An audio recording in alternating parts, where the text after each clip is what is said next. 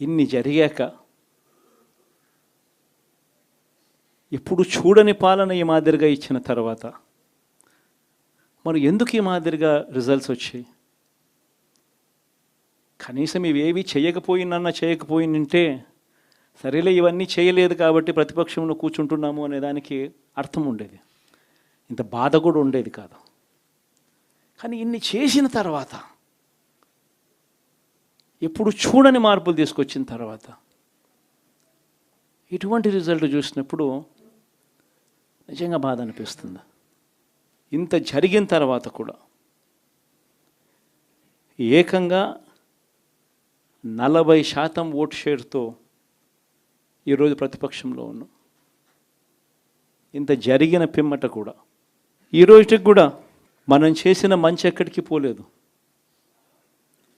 మనం చేసిన మంచి ఈ రోజుకి కూడా ప్రతి గడపలోనూ కనిపిస్తుంది, ప్రతి కుటుంబానికి తెలుసు. ఇంతకుముందు గతంలో ఎప్పుడు జరగని విధంగా నా కుటుంబానికి, నా ఇంటికి మంచి జరిగింది, అది వైఎస్ఆర్సీపీ పాలనలోనే జరిగింది అన్నది ప్రతి ఇంటికి తెలుసు. ఆ చేసిన ఆ మంచి ఎక్కడికి పోలేదు. ఆ మంచి ఎప్పటికీ మనకు శ్రీరామ రక్షగానే బ్రతికే ఉంటుంది. మనం చేసిన ఆ మంచి బ్రతికే ఉంది. విశ్వసనీయతకు అర్థం చెబుతూ జగన్ ఏదైనా చెప్పాడు అని అంటే మాట తప్పడు, మాట మీద నిలబడతాడు, మాట తప్పని పాలనే తాను ఇచ్చాడు అన్న విశ్వసనీయతకు అర్థం చెబుతూ మనం అందించిన పాలన కూడా ప్రజలు మర్చిపోరు. ఈరోజు కూడా ఈరోజు ప్రతిపక్షంలో ఉన్నా కూడా నేను చెప్తా ఉన్నా, గర్వంగా కూడా చెప్తా ఉన్నా, ఈరోజుకి కూడా జగన్ అబద్ధాలు ఆడడు, జగన్ మోసం చేయడు. మళ్ళీ చంద్రబాబు చెప్పిన మాదిరిగానే అంతకన్నా ఎక్కువ అబద్ధాలు మనం చెప్పుంటే బాగుండేదేమో, ఆ 10% మనతోనే నిలిచి ఉండేవాళ్ళేమో, అలా చేసుంటే బాగుండేదేమో అని చెప్పి కూడా చాలామందికి అనిపించవచ్చు కూడా. మరీ జగన్ ముక్కుసూటి మనిషి, మరీ జగన్ రాజకీయాలలో మరీ నిజాయితీగా ఉంటాడు, ఇంత నిజాయితీగా ఉండడం కరెక్ట్ కాదేమో అని. కానీ ఒకటే చెప్తా ఉన్నా,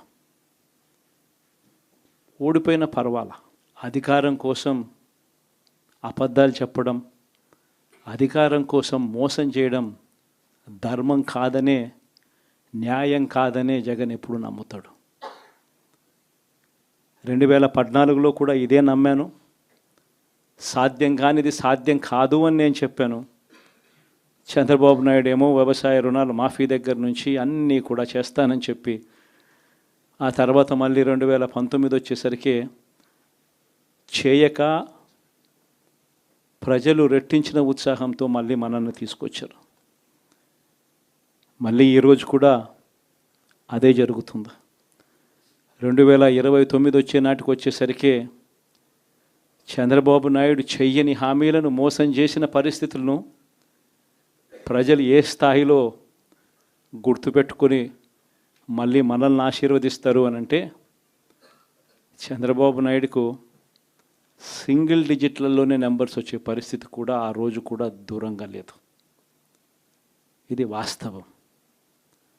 ఈరోజు మనం చేసిన మంచి ఎక్కడికి పోలేదు.